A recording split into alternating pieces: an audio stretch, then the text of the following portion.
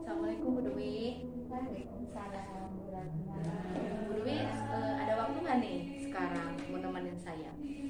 Ada, boleh. Ini saya kebetulan mau ada ngobrol-ngobrol nih sama teman, sama Bu Ade. Kita mau coaching.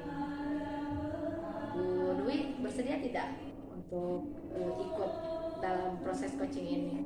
Boleh Bu Ratna. Oh iya, nanti ya sebentar lagi mungkin Bu Adenya datang. Mungkin 1 menit lagi kali ya. Tunggu ya.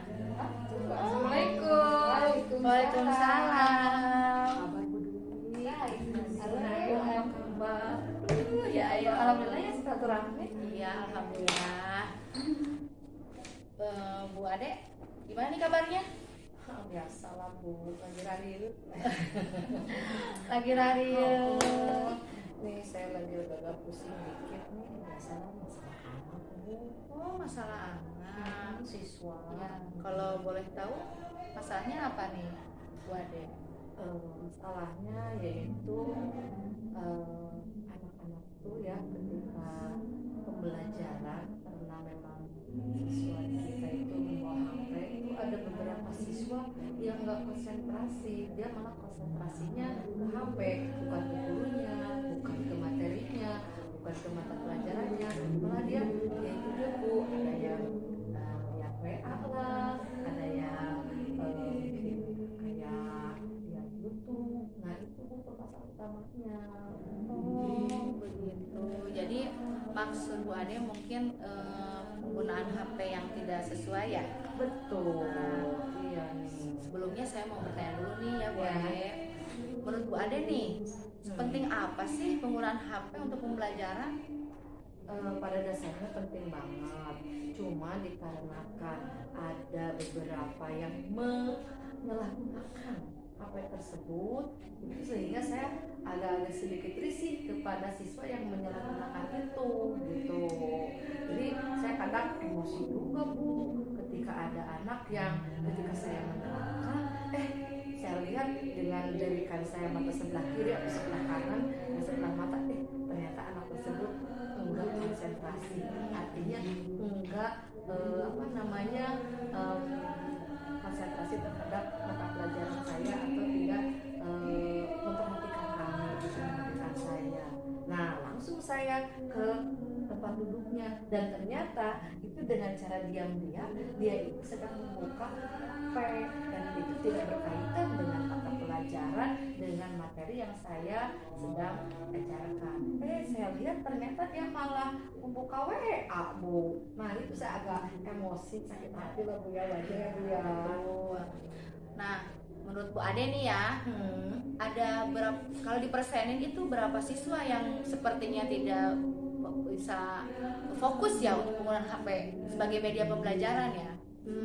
Kira-kira kalau dipersenkan Ya, kalau dipersenkan sih sekitar 75% siswa sekelas itu ya, dan anggaplah misalnya ada 30 murid gitu ya, itu 5 orang murid saja sih Bu yang agak sedikit ya kurang konsentrasi gitu ya. Yang lainnya 75% lagi insya Allah lah konsentrasi, karena memang kita sudah ada keyakinan kelas gitu. Cuma ada yang siswa yang sedikit mungkin ya nyeleneh gitu ya, atau mungkin dia lagi cari perhatian kali ya Bu ya. Oh iya, mungkin juga ya cari perhatian ya. Caper gitu ya Bu ya. Iya. Gara-gara Bu Ade ya nggak pernah mungkin anak tuh nggak pernah merhatiin saya. Iya, pengen diperhatiin gitu Oh, ya. gitu ya. Ya mungkin juga. Cuman Bu Ade kalau seperti itu kan mungkin tidak semua. Iya murid betul. ya, betul. Tidak semua, kalau dipersenkan kan sebagian kecil gitu. Betul. Tapi apakah sebagian kecil itu mengganggu yang lain yang fokus gitu? Pada dasarnya tidak terlalu, tidak terlalu. Cuman dari sayanya aja ini, kalau ada anak seperti itu gitu ya, tentunya itu harus ditindaklanjuti gitu. Jangan sampai dibiarkan. Nanti khawatirnya anak yang lain yang memang konsentrasi gitu ya, wah deh sama yang bawa HP, sama yang menyalahgunakan HP tidak diapa-apain gitu takutnya gitu. Iya. Maka dari itu saya harus tegas gitu Bu. Ini yang bawa HP dan menyalahgunakan HP ini tentunya harus mendapatkan mungkin ya punishment lah, Iya. kalaupun misalkan berupa teguran kayak gitu. Iya, iya, iya. Kalau begitu pasti handphone itu tidak semuanya negatif. Betul. Ya, pasti ada dampak positifnya. Iya. Nih, menurut Bu Ade nih ya, bagaimana nih dampak positif dan negatifnya murid membawa HP ke sekolah? Pada dasarnya banyaknya yaitu positifnya Bu.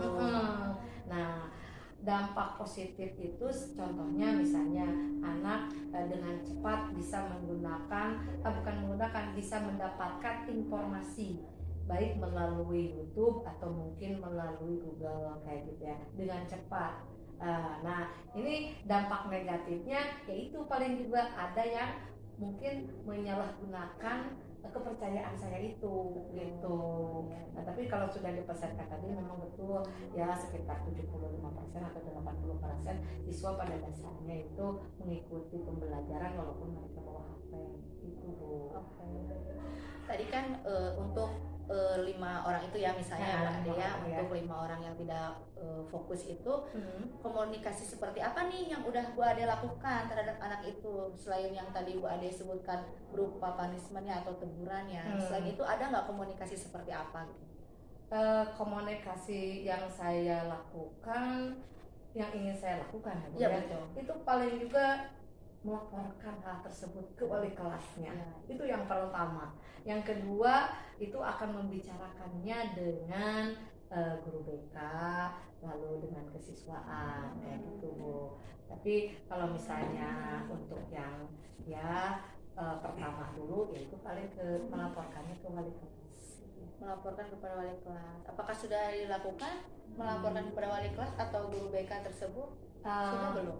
Kalau ke wali kelas ya sudah gitu, udah dilakukan gitu kan. Wali kelas tersebut ternyata memanggil anak tersebut dan suatu waktu itu saya wali kelas anak tersebut itu diriungkan lah kita berkomunikasi komunikasi lah gitu apa masalahnya kayak gitu. Berarti sudah ada tindak lanjutnya kalau kepada wali kelas. Iya sudah. Nah, ketika sudah dilakukan seperti itu, apakah ada perubahan? Apakah tetap aja ada anak yang tidak fokus gitu? Pertama-tama sih ya itu masih ada gitu ya. Masih ada. Ketika kasus pertama itu bergulir gitu ya, masih ada Bu yang masih menggunakan menyalahgunakan HP masih gitu ya. Mungkin ketegasannya kurang kali ya. Sehingga anak masih ada yang coba-coba menyalahgunakan HP tersebut gitu. Dan ini tentunya pastilah ya kita harus bicara lagi ke wali kelasnya gitu. Tadi Ibu sudah berbicara komunikasi dengan wali kelas dan guru BK.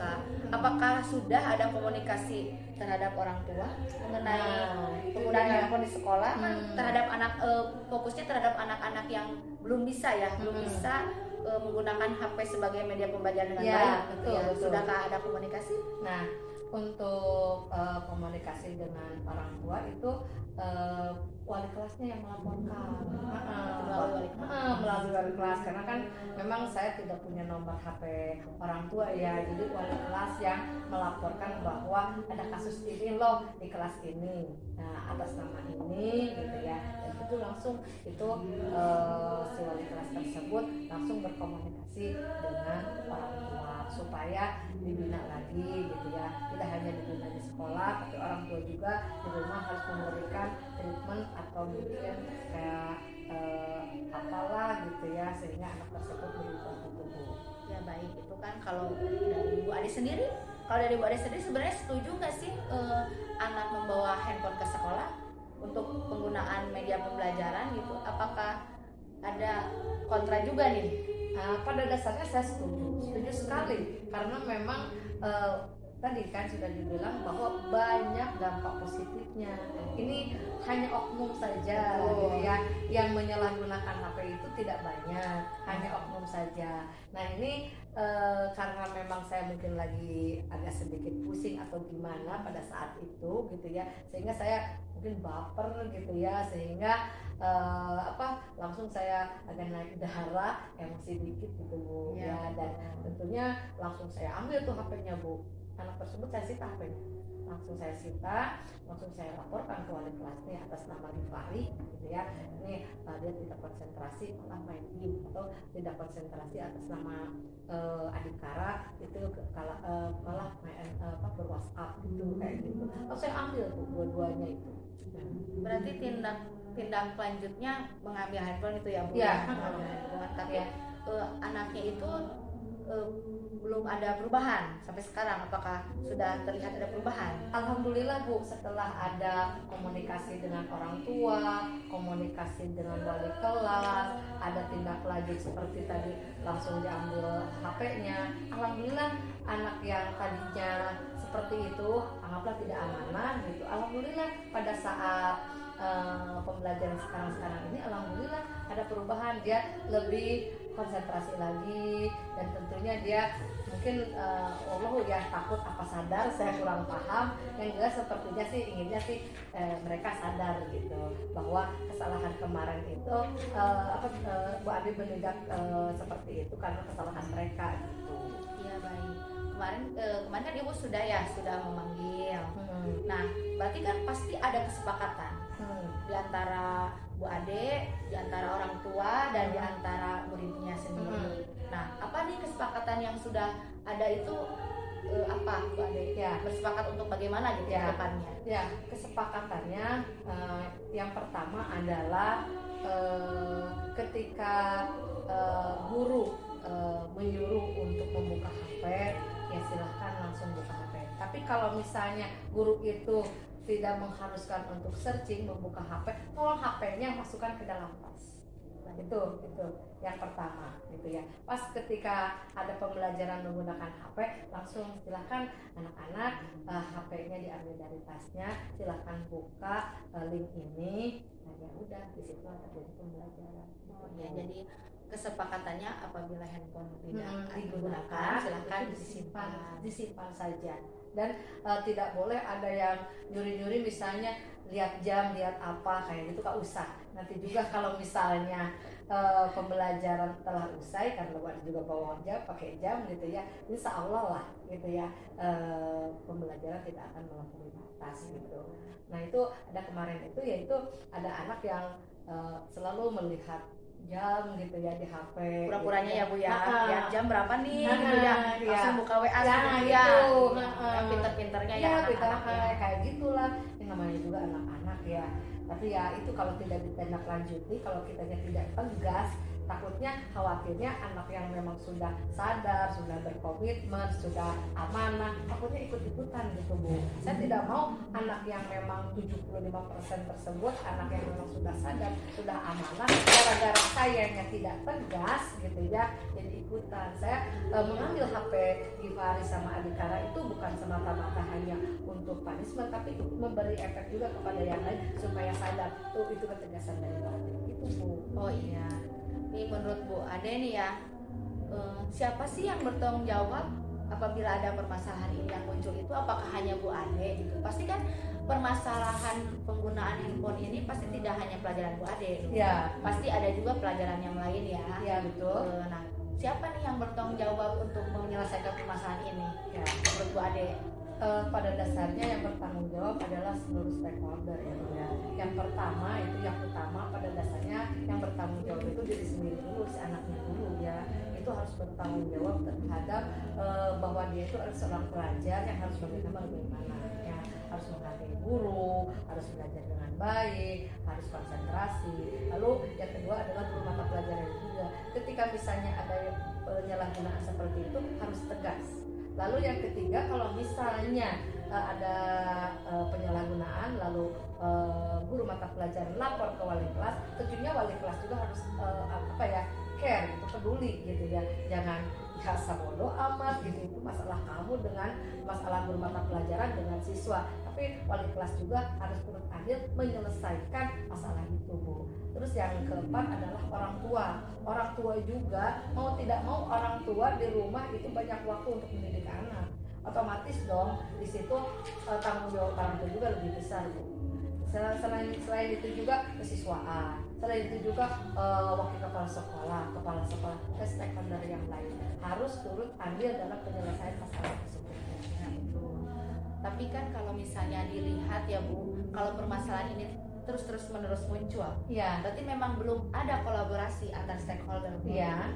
Nah, bagaimana nih tanggapan Ibu, harus bagaimana Nah, sehingga kolaborasi ini bisa tercapai gitu? Nah, yang pertama adalah komunikasi. Iya. Pasti komunikasi. Apapun itu asal muasalnya dari komunikasi. Kalau misalnya tidak terjadi komunikasi, mana tahu dia tentang masalah kita. Iya. Misalnya saya tidak pernah ngobrol dengan wali kelas, saya tidak pernah ngobrol dengan kesiswaan, saya tidak pernah ngobrol dengan orang tua atau siapa gitu ya. Itu jelas orang lain tidak akan tahu, dan ya udah, masalah dipenak oleh saya gitu ya. Terus saya yang pusing sendiri, ya buat apa gitu. Yang jelas itu intinya adalah di komunikasi. Dan yang kedua adalah kita setelah ada komunikasi, ada komitmen, ada kesepakatan, kita harus komitmen terhadap kesepakatan itu. Jangan sampai kesepakatan itu cacat gara-gara kita tidak berkomitmen gitu. Nah, oke. Tadi kan saya sudah menangkap ya tentang komitmen ibu dengan anak yang bermasalah. Tapi saya belum menangkap di komitmen antara semua nih. Apakah sudah dilakukan? Jadi misalnya Bu, ya udah, kalau misalnya nanti penggunaan handphone di kelas ketika anak tidak boleh menggunakan handphone, gurunya juga tidak boleh. Sudah ada belum kesepakatan seperti itu? Belum, Bu. Nah. Kalau itu gitu, karena memang ya kita itu kalau untuk guru ya kalau dari kita sendiri itu belum ada lah kesepakatan seperti itu, karena memang ada beberapa orang guru yang mungkin punya kepentingan lain ya, seperti misalnya dia seorang guru BK, atau misalkan dia punya bisnis atau apalah kayak gitu. Khawatirnya seperti itu gitu. Kalau misalnya kita berikan kesepakatan bahwa gurunya juga jangan main handphone di kelas, saya belum bisa, Bu, kalau untuk kesepakatan sampai seperti itu.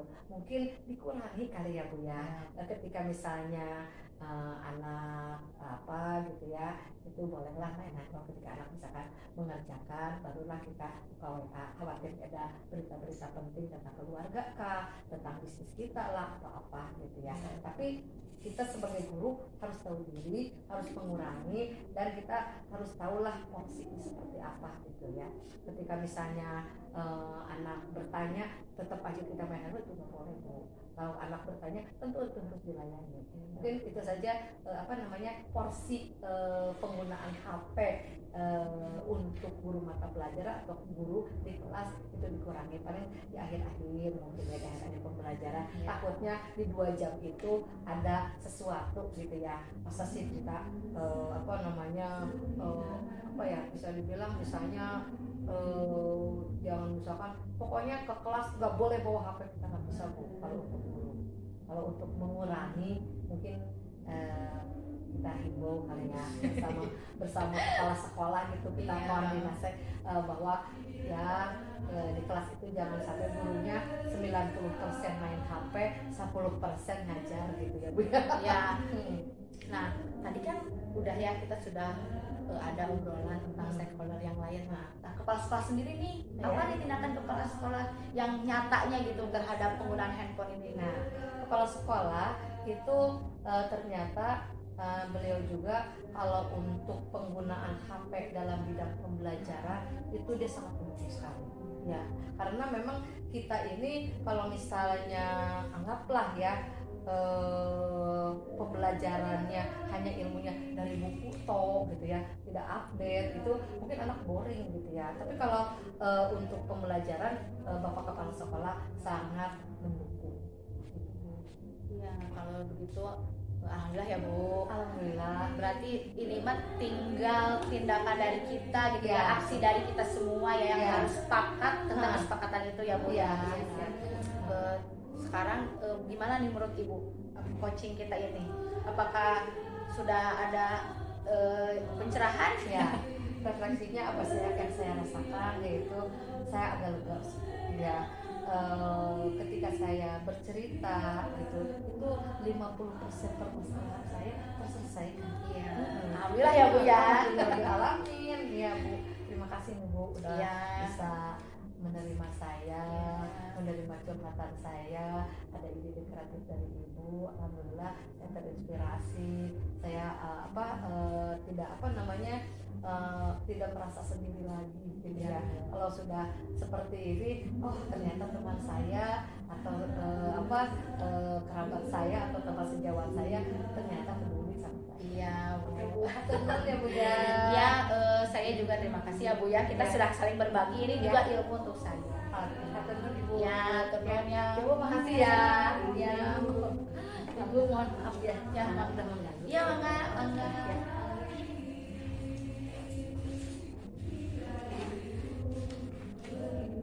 Ya, Bu Dwi. Itu ya untuk proses coaching ya. Iya. Kalau saya lihat tadi kan kita saya untuk menanggapi Iya, betul. menurut saya sih sudah sesuai dengan alur yang tadi yang disarankan. Tadi ada rencana aksi yang akan dilakukan oleh Bu Ade. Kalau tidak salah tadi ada komunikasi dengan wali kelas, orang tua untuk mengenai penggunaan HP di sekolah. Kemudian juga ada komitmen bersama untuk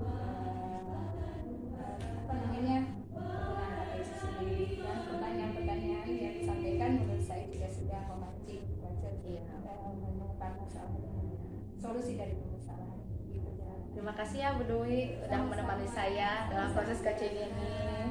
Nanti kita lain kali ngobrol-ngobrol lagi ya Bu ya. Oke. Ya Bu. Iya, iya. Assalamualaikum. Waalaikumsalam.